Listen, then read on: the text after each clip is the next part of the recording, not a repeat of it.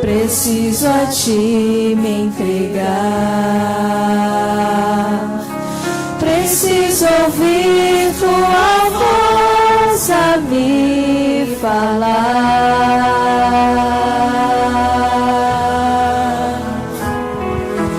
Não tenho nada a te oferecer,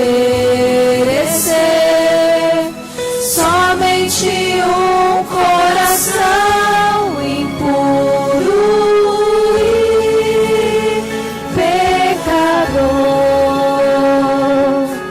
Mas aqui estou, me aceita, Senhor.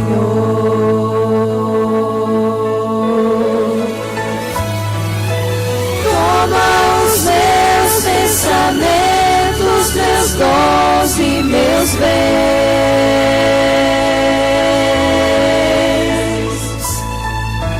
Toma o meu coração e tudo que ele tem.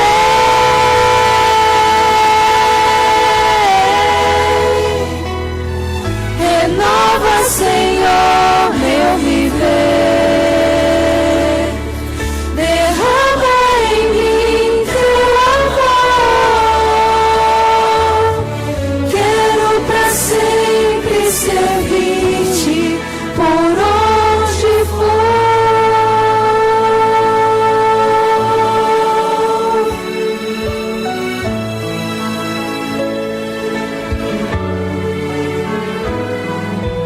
Preciso me entregar, Senhor. Preciso a ti me entregar. Preciso ouvir tua voz a me falar.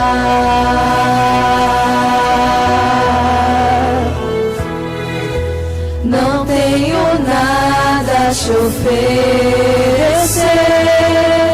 somente um coração impuro e pecador. Mas aqui estou, me aceita, Senhor. Abençoar e que esta semana, Semana Santa, Ele possa nos trazer grandes bênçãos para cada um de nós. Esse já é o 4º domingo, nós estamos estudando sobre o livro de 1º e de 2º Samuel. Temos visto aqui algumas histórias interessantes, de algumas perspectivas às vezes um pouco diferentes da que nós vemos na maioria das vezes. No domingo passado, nós vimos a respeito de Davi, aquele rapaz que enfrentou um gigante, se tornou vencedor e a partir daquele momento foi viver em um palácio. E ele se saiu muito bem no palácio. Nós percebemos que a Bíblia diz que porque tudo aquilo que ele fazia, ele era bem sucedido, porque ele fazia com qualidade. Entretanto, nós percebemos que apesar de Deus abençoar o trabalho de Davi, tudo aquilo que ele fazia, isso não foi tão bom para ele como muitos podem imaginar. Por quê? Apesar do povo de Israel estar muito contente e feliz com Davi, apesar dele ser amado pelo povo, e não só pelo povo, mas pelo filho do próprio rei, por Jonatas, pela filha Mical, do rei Saul, o que foi que o sucesso de Davi trouxe para Saul? Inveja. E essa inveja fez com que ele tivesse que fugir, porque agora Saul queria matá-lo, e ele passou 8 anos da vida dele fugindo. Isso mostra que mesmo que Deus abençoe você, aquilo que você faz, pode ser que por causa das bênçãos de Deus, você seja perseguido. Isso não aconteceu só com Davi, mas tem acontecido na história com muitos cristãos e ainda hoje acontece. Portanto, o mais importante para nós não são as bênçãos de Deus, mas é o próprio Deus.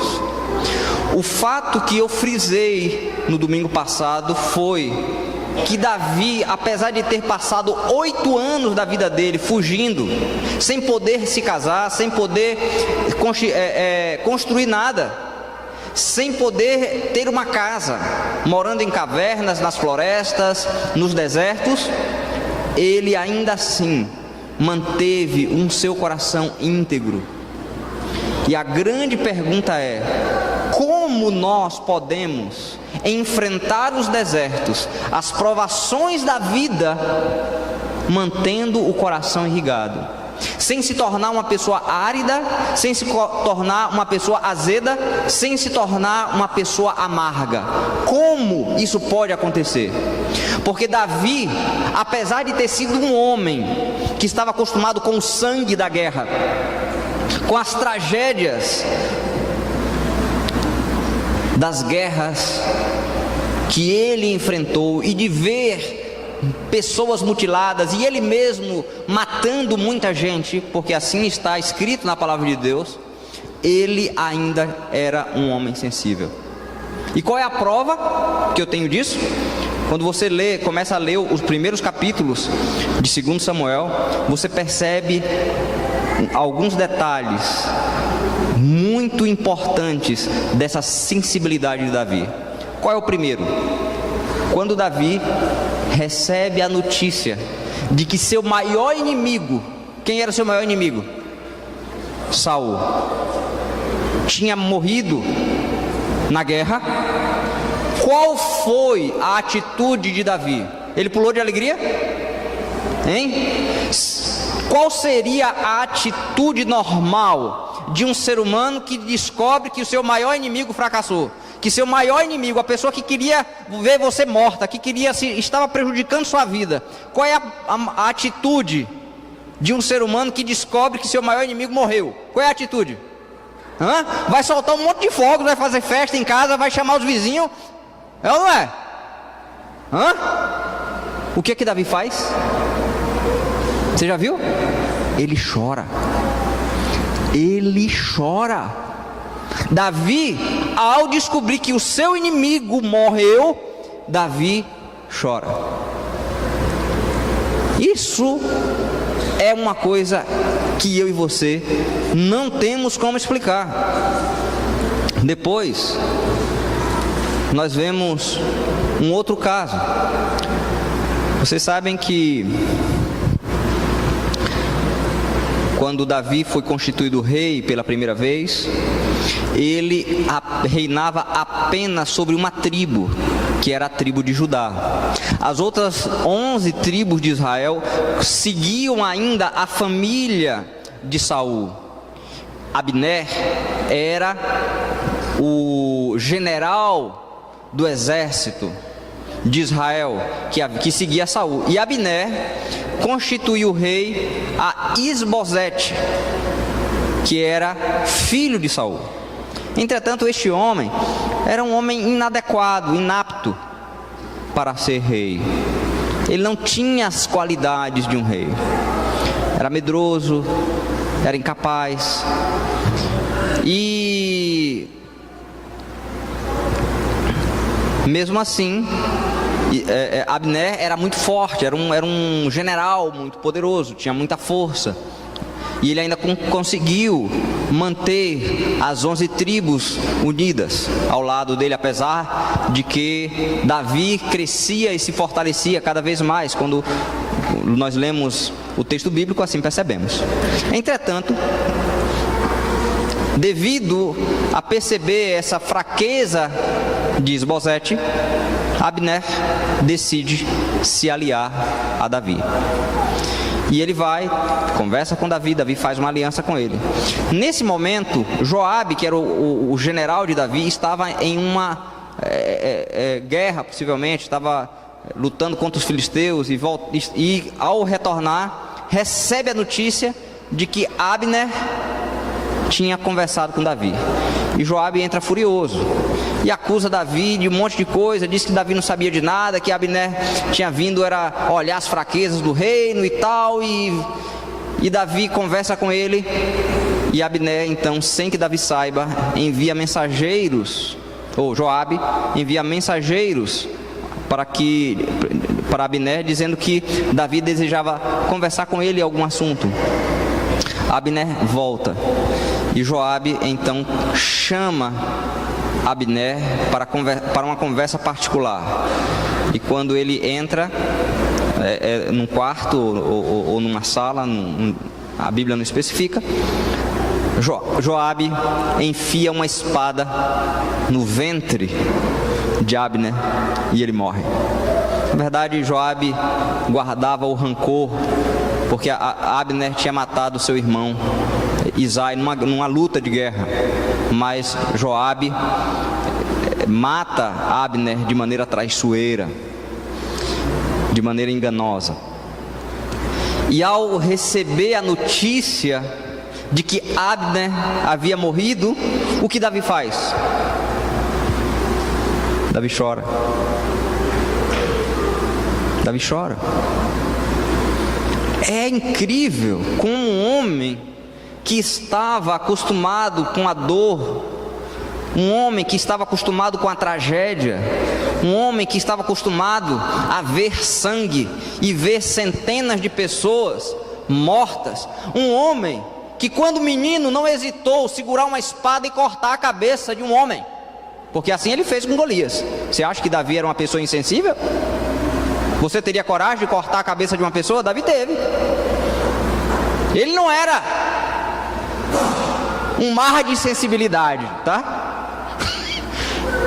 Mas quando ele recebeu a notícia de que Saul, de que Abner, e depois ele recebeu a notícia de que Isbosete também havia sido morto, porque Isbosete foi morto por 2 servos dele mesmo quando dormia, né? Entraram traiçoeiro e mataram o rei de Israel. E então, a partir de então, Davi agora reina sobre todo aquele povo. Davi então chora. Como nós podemos entender a natureza desse homem, que mesmo enfrentando guerras, mesmo enfrentando tragédias, mesmo enfrentando provações, pôde manter o seu coração irrigado, não deixou que o seu coração se secasse, não deixou que o seu coração se tornasse frio, insensível, mas deixou que o seu coração continuasse sensível. A única explicação que nós temos é a ligação de Davi com Deus, porque justamente eu e você temos o privilégio de conhecer as orações mais belas da Bíblia, que são os Salmos, justamente porque nesse período, no período do deserto de Davi, no período da angústia dele, que ele passou 8 anos no deserto, foi quando ele escreveu a maioria dos seus salmos. Esses salmos hoje trazem conforto ao nosso coração. É um privilégio. Então, meu irmão, minha irmã, se você estiver passando por momentos de dificuldade, se agarre com Deus, como fez Davi, porque é Deus que vai dar forças a você e vai fazer com que você, mesmo em meio às dificuldades e às lutas, mantenha o seu coração irrigado. Agora, uma coisa interessante começa a acontecer. Davi reina sobre todo Israel, mas ele não tem uma capital.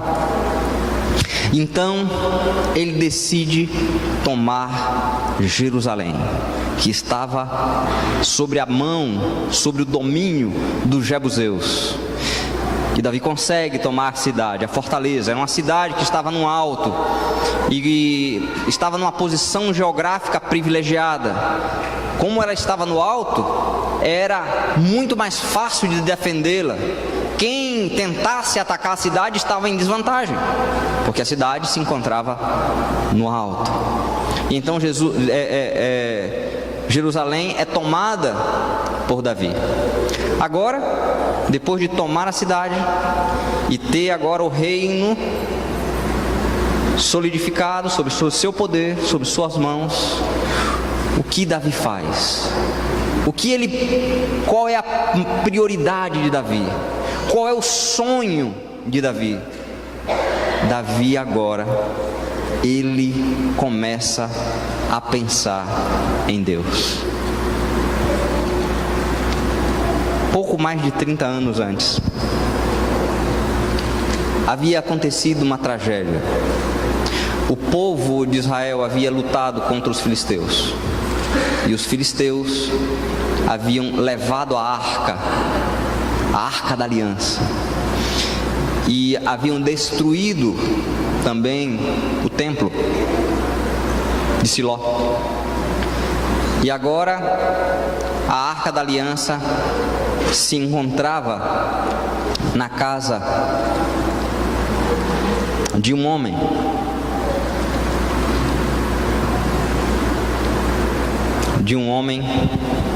de Baalá, chamado Abinadab. E Davi então descobre que a arca estava ali na casa de Abinadab.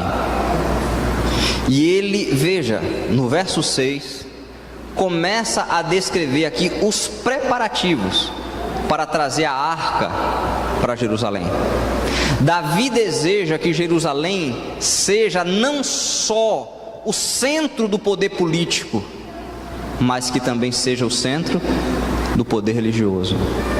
De que o comando do seu reino não esteja apenas sobre a sua força, mas sobre o poder de Deus. É o que ele quer. E então ele começa a fazer os preparativos. Agora, veja que interessante.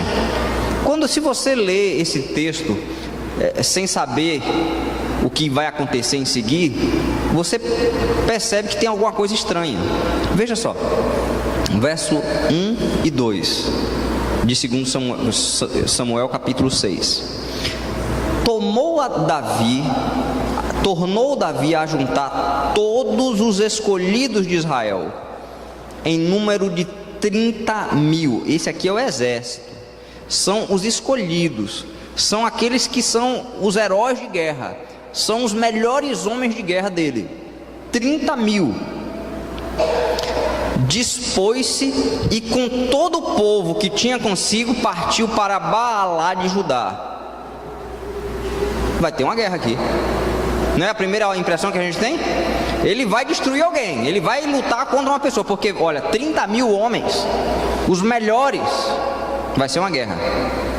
Mas veja que interessante, ele partiu para Baalá de Judá para levarem de lá para cima, quer dizer, para Jerusalém, a arca de Deus, sobre a qual se invoca o nome do Senhor dos Exércitos, que assenta acima dos querubins.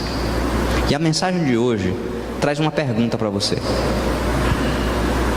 Eu quero fazer uma pergunta para você. Você não precisa me responder, só responda para o seu coração. Você teme a Deus? Você é temente a Deus? Você é um homem ou uma mulher temente a Deus? Depois dessa mensagem de hoje, você vai tomar sua conclusão, se você é ou não. Tudo bem? Porque, veja, para Davi trazer a arca para Jerusalém podia ser uma coisa muito simples. Ele só podia designar alguém e trazer, não é? Não precisava gastar um recurso tão grande, convocar essa ruma de gente. Imagina pagar a diária de tanta gente, de 30.000 homens. Você já parou para pensar? Era um gasto. E comida para esse tanto de gente. Você já parou para pensar? Olha, a gente está querendo fazer aqui, nós vamos ter aqui um encontro, né? Em maio, que imaginamos que teremos de 1.000 a 1.500 jovens. E nós estávamos aqui conversando com algumas pessoas que entendem dessa parte de alimentação, e para providenciar alimentação para essa quantidade de gente. E descobrimos que não é uma coisa tão simples, que é uma coisa complicada. Agora, irmão Rubens, já imaginou 30.000? Você já imaginou? Então, não é uma coisa simples. Não era uma coisa simples. Era 30 mil pessoas. Era gente. Era quase a quantidade de pessoas que moram aqui em Rolim de Moura. É muita gente. Mas foi essa quantidade de pessoas que Davi convocou para buscar a arca de Deus. Por quê?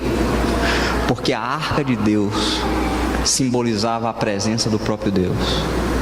E Davi era um homem que temia o Senhor. E ele não iria buscar a arca de qualquer maneira. Os principais homens de Israel precisavam estar presentes naquele dia.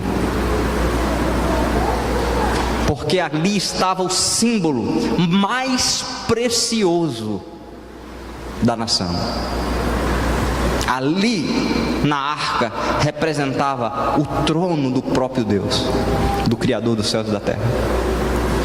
E então eles vão. Agora acontece aqui uma coisa interessante.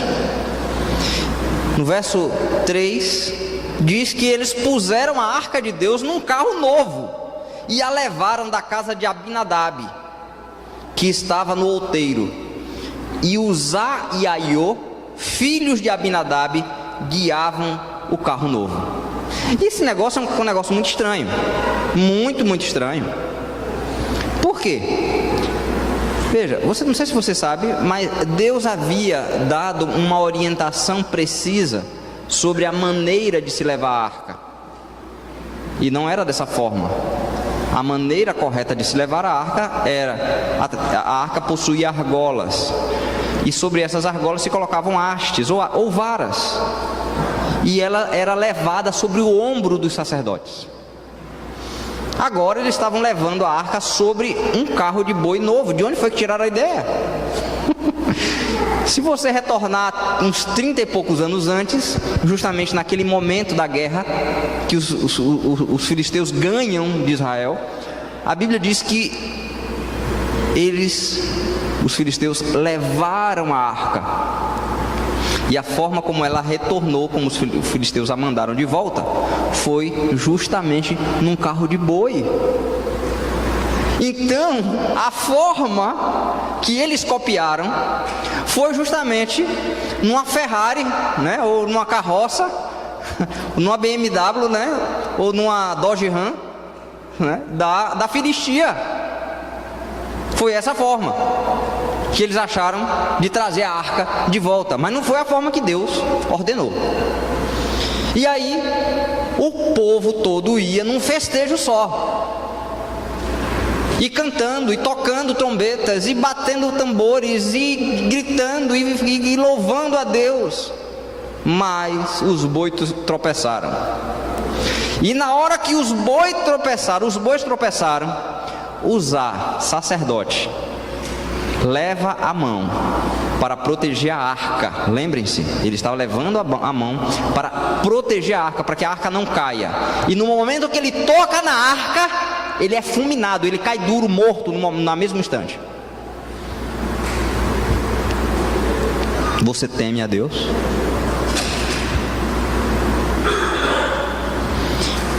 Queridos, muitas vezes nós ouvimos pessoas criticarem uma música porque ela tem algum instrumento de percussão. Já viu alguém criticar porque a música tem algum instrumento de percussão? Já ouviram isso? Ou porque a música é um pouco mais animada? Mas eu imagino que a música que estavam tocando aqui não era música lenta. Eu não vi ninguém morrer porque está tocando um tambor, tocando trombeta, ou pulando e dançando, porque ninguém morre ali. Mas por que Uzá morreu? Ele estava tentando ajudar a Deus. Ele achava que estava tentando ajudar a Deus. Agora, uma coisa eu e você precisamos entender: Deus não precisa ser ajudado não, meu irmão. E a arca era uma prova disso, porque quando os filisteus levaram a arca de Jerusalém, quem foi que trouxe ela de volta? Os israelitas foram lá buscar? Hein? Os israelitas não foram lá buscar não. Leiam a história lá em 1 Samuel capítulo 5, 6 em diante. Você vai ver que incrível história. os filisteus levaram e colocaram lá no templo do maior deus dele, que era Dagon. No dia seguinte, os sacerdotes foram tudo lá adorar o deusinho deles, né? Quando chegaram lá, o deus deles estava caído por terra, na frente da arca, de rosto em terra. Aí eles pensaram assim, alguém esqueceu a janela aberta, aí deve ter caído, batido um vento, né? E derrubado a estátua. Aí tudo bem, fecharam tudo, levantaram a estátua, né? Tava tudo lá bonitinho. No dia seguinte, eles foram lá. Quando chegaram lá, a estátua estava caída de novo, a cabeça decepada e as mãos também. E não foi só isso não, meus irmãos. Começou a dar uma praga naquela cidade. E úlcera no povo, e gente morrendo, e rato, e tantas coisas começaram a acontecer ali, que o povo da cidade, vamos mandar essa arca para outro canto. E aí mandaram, se não me engano, estava de Gate para Ascalon. Quando chegou em Ascalon, o povo já estava começando a ficar com medo. Aí de Ascalon mandaram para Ecrom. Quando chegou em Ecrom, o povo, não, aqui não. Fizeram um carro novo, pegaram 2 vacas que tinham bezerro, deixaram os bezerros presos, colocaram a arca dentro do carro de boi novo e soltaram. E sabe o que aconteceu? As vacas foram andando pelo caminho, mugindo, até chegar em Israel. Quem foi que cuidou da arca? Deus. Deus não precisa de ninguém cuidar das coisas dele. Não precisa de que eu e você cuide das coisas dele. Ele não precisa de ninguém que o ajude. Ele é um Deus grande e poderoso. Ele é um Deus muito maior do que você imagina. E eu não tenho dúvida que se eu e você víssemos a Deus como Ele é hoje, todos nós que estamos aqui seríamos fulminados. Não devemos nos esquecer de quem Ele é, de que Ele é um Deus santo, terrível, porque todos aqueles que na Bíblia tiveram uma audiência com Deus, pensaram que ia morrer. Não teve nenhum que teve uma sensação diferente, porque todos, e eram a maioria deles homens santos considerados, Isaías, Jeremias, Daniel.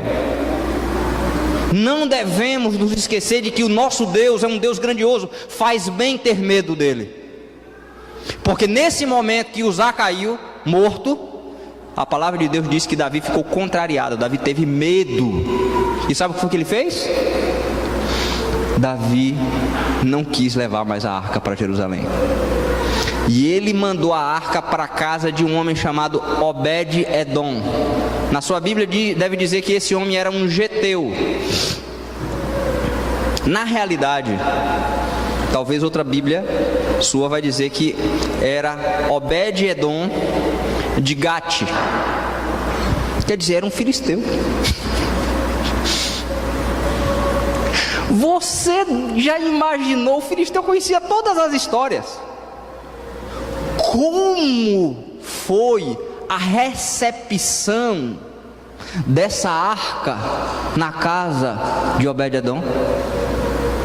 Você acha que os meninos viviam brigando dentro de casa? O marido vivia brigando com a mulher? Tinha discussão? Você já imaginou?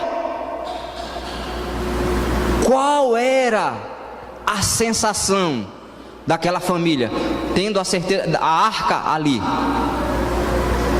Imagino que eles andavam em silêncio. A arca de Deus está aqui. Aquele Deus terrível e espantoso. E o que a Bíblia diz que aconteceu com Obed-Edom aqueles 3 meses que a arca ficou lá? Alguém morreu? O que aconteceu? Deus abençoou. Deus começa a abençoar aquele homem. Mas por quê? Qual foi a diferença de Obed-Edom e sua família para Abinadab e os seus filhos? Simples. A diferença está em tratar as coisas de Deus com familiaridade ou com intimidade. Sabe qual é a diferença de familiaridade? Eu quero falar de familiaridade como uma coisa comum. E muitas vezes nós tratamos as coisas com familiaridade e outras vezes nós tratamos as coisas com intimidade. E eu vou dar um exemplo para você. O exemplo é um exemplo que a maioria de vocês aqui já passaram. Muitos de vocês. O que acontece quando a gente compra um carro novo? Um carro zero. Quando você compra, né, um carro novo, nossa, já passei por isso, né? Que alegria, né? Meu primeiro carro, não é assim? Aí os meninos vão entrar, ó, cuidado com o sapato aí, vê se tem terra, não é assim? Para não sujar o carpete do carro, o carro é novo. Aí se os meninos estão com bolacha, menino não pode comer com bolacha aí atrás do banco. É assim, não é nem beber suco, é proibido. E aí é um cuidado, né? Na hora de estacionar o carro, então, não pode encostar muito perto do meio-fio para não arranhar, né, as rodas de liga leve do carro. Aí vai passar um mês, né? Passa 2. Um ano depois, os meninos já estão comendo bolacha no fundo, nos bancos traseiros do carro, já bebe suco, já faz uma lameira toda, o carro só é terra embaixo. É assim ou não é? O que aconteceu? O que foi que houve? Virou comum. Será que isso não acontece muitas vezes com a nossa vida espiritual? A gente vem, cantozinho, conhece tudo, olha, os textos da Bíblia, as histórias, tudo. Cantozinho de cor. Mas as coisas de Deus, elas se tornaram comuns.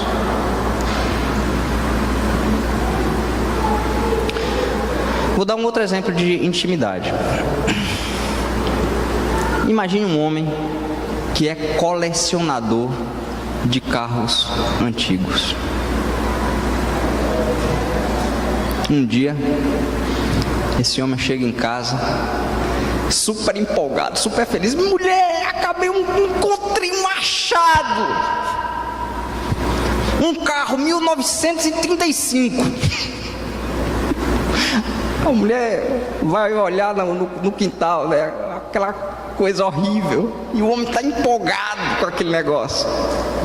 Feliz da vida por achado, né? Só ferrugem o troço.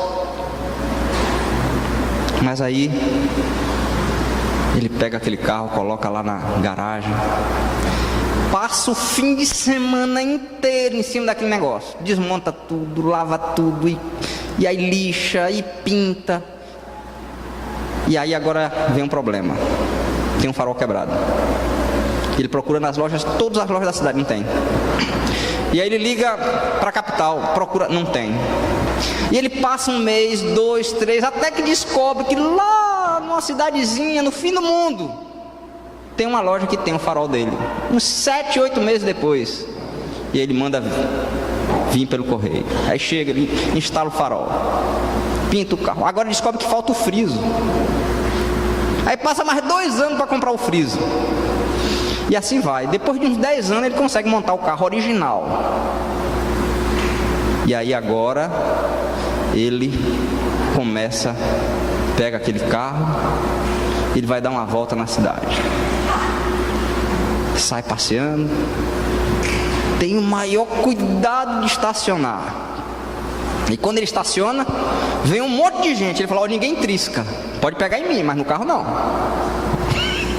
O que é isso? Se você for perguntar coisa, ele vai passar o dia inteiro contando sobre histórias, como ele conseguiu cada peça daquele carro. O que houve de diferente? Aquele carro se tornou algo muito precioso, íntimo para ele. É a vida dele, é aquela coisa que ele ama. Eu pergunto, como você tem se relacionado com Deus? De maneira comum ou com intimidade? O Senhor é precioso para você? Ele é caro?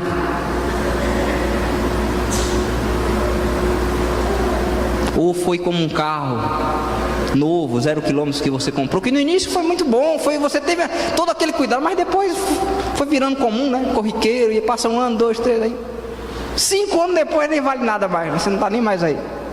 Alguém risca, você não nem se preocupa. Ou é como um colecionador, você é como um colecionador de um carro usado,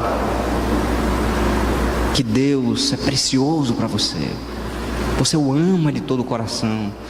Quando alguém fala, você tem prazer de contar a respeito daquilo que Deus tem feito na sua vida.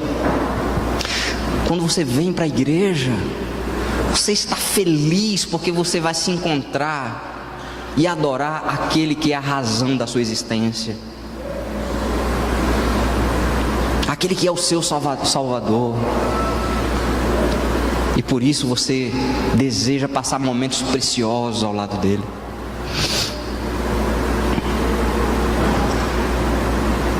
Você teme o Senhor? Precisamos temer o Senhor, porque o Senhor é grande, é poderoso. Às vezes temos a tendência de imaginar o Senhor como alguém bonzinho, que nos abraça e nos acolhe. Deus tem esse lado de misericórdia, de perdão. Mas é por essa razão mesmo, porque Ele é um Deus misericordioso e bondoso, que eu e você deveríamos temê-lo. Porque a sua graça e a sua bondade é tão grande, é tão imensa, que eu e você não conseguimos entender que precisamos temê-lo e adorá-lo e andar e viver em santidade diante dele. Não só aqui na igreja, porque Deus não quer que você viva em santidade aqui na igreja. Deus não quer que você seja um cristão aqui na igreja. É muito fácil ser cristão aqui na igreja, mas você precisa ser um cristão lá fora. O que Deus quer é que você seja um cristão lá no seu trabalho, dentro da sua casa, com a sua mulher, com seus alunos, com seus colegas de trabalho, com seus vizinhos. É lá que você precisa ser cristão, é lá que você precisa temer a Deus.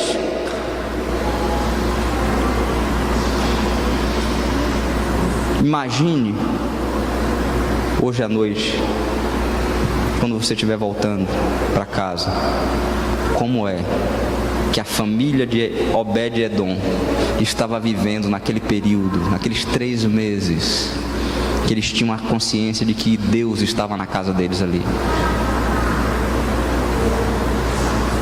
E foi justamente pela maneira de santidade, de respeito que eles tiveram, que Deus abençoou a família de Obed-Edom. Eu pergunto, se nós tivermos essa consciência hoje e vivermos da maneira como Obed-Edom viveu aqueles 3 meses, Deus nos abençoará? O que vocês acham?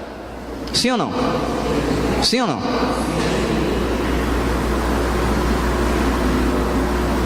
Temem, essa igreja teme ao Senhor, você teme ao Senhor.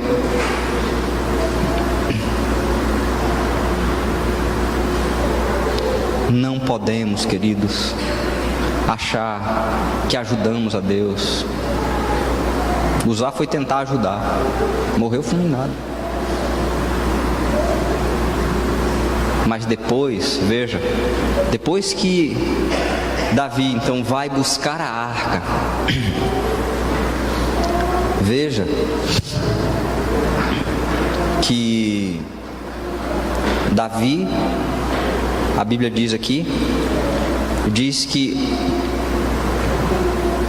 verso 13, 6 verso 13, sucedeu que quando os que levavam a arca do Senhor tinham dado 6 passos, eu quero que vocês imaginem a solenidade daquele momento.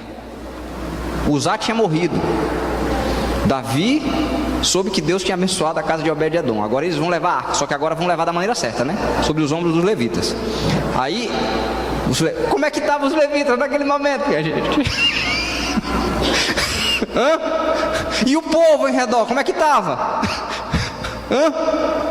Dá um passo, ninguém dá um pio, minha gente. Outro passo, 6. No sexto passo, a Bíblia diz que eles sacrificam, fazem sacrifícios ao Deus de Israel e cantam louvores. Por quê? Porque Deus tinha dado a eles a graça de estarem vivos na sua presença. E aí depois então foram felizes, cantando, louvando ao Senhor com tambores, com instrumento de sopro, com dança, e foi uma festa. E entraram em Jerusalém, cantando, louvando diante de Deus. E Deus aceitou. Por quê? Eles estavam felizes de estarem na presença de Deus. E assim Ele deseja que você esteja. Mas Ele precisa, você e eu precisamos saber que precisamos nos aproximar dEle com respeito, com integridade. E não do jeito que nós queremos, mas do jeito que Ele pede. Do jeito que Ele pede. Que Deus possa abençoar você e a sua família. E que você e eu possamos viver e temer a Deus cada dia, como fez Obed-Edom. E eu tenho certeza que suas bênçãos infinitas irão ser derramadas sobre nossas vidas, hoje e sempre. Amém. Amém. Com respeito, com santidade, com integridade de coração, quero convidá-los a se colocarem de pé comigo e cantar o hino 470.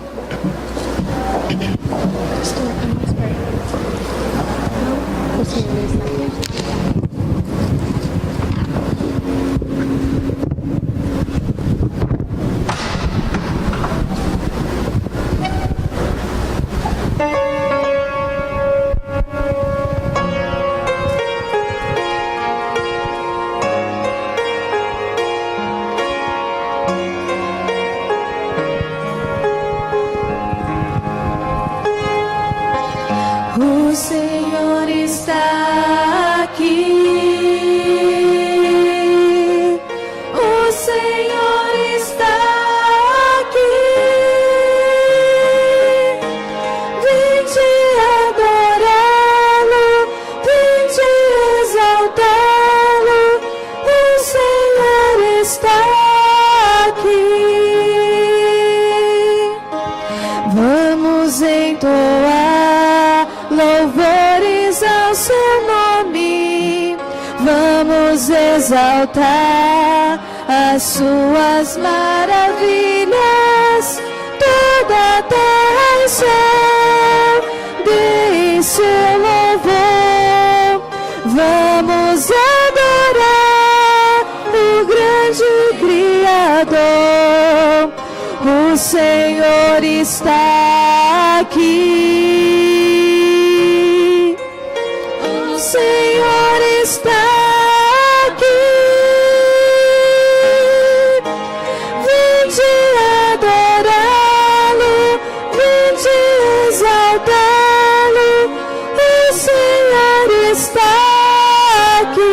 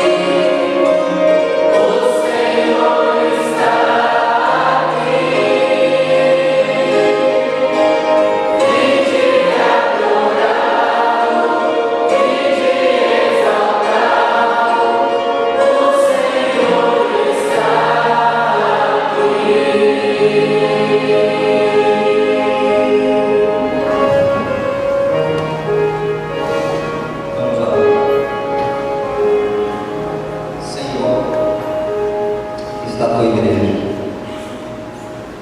quero pedir, Senhor, que tu mostres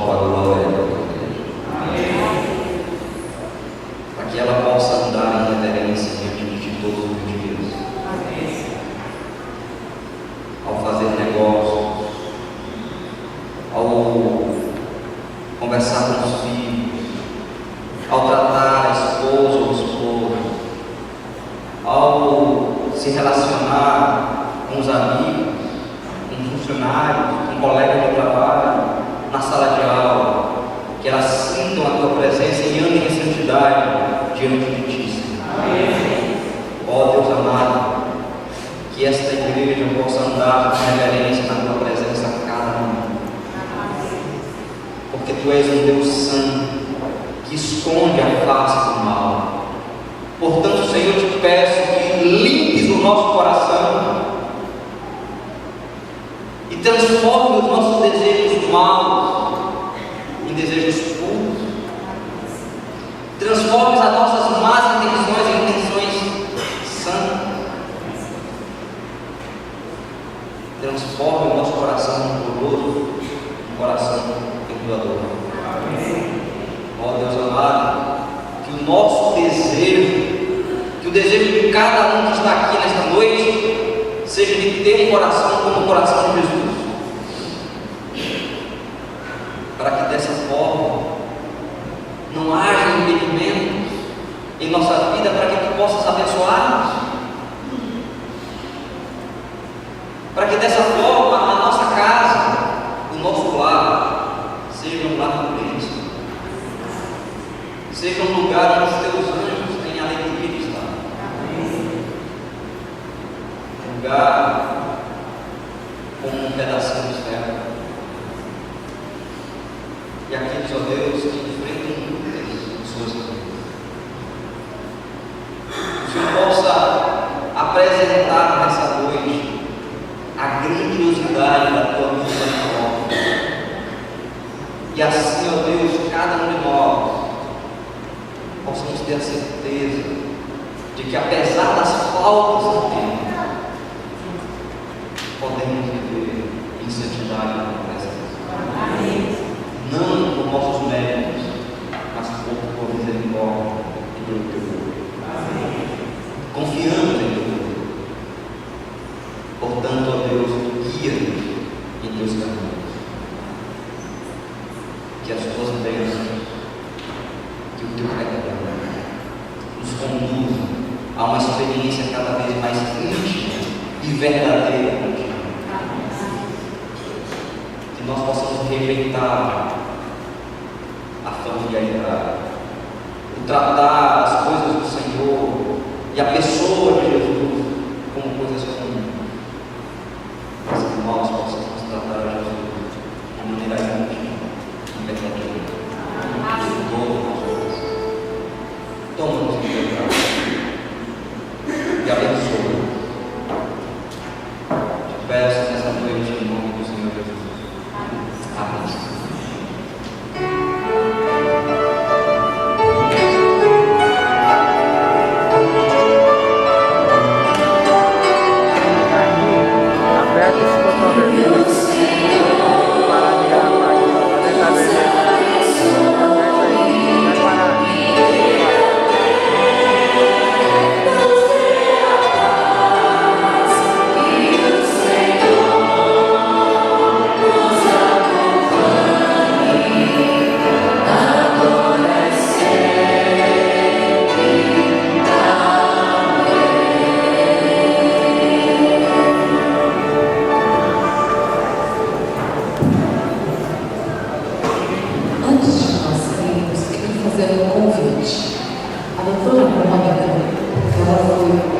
Vai mudar nesta semana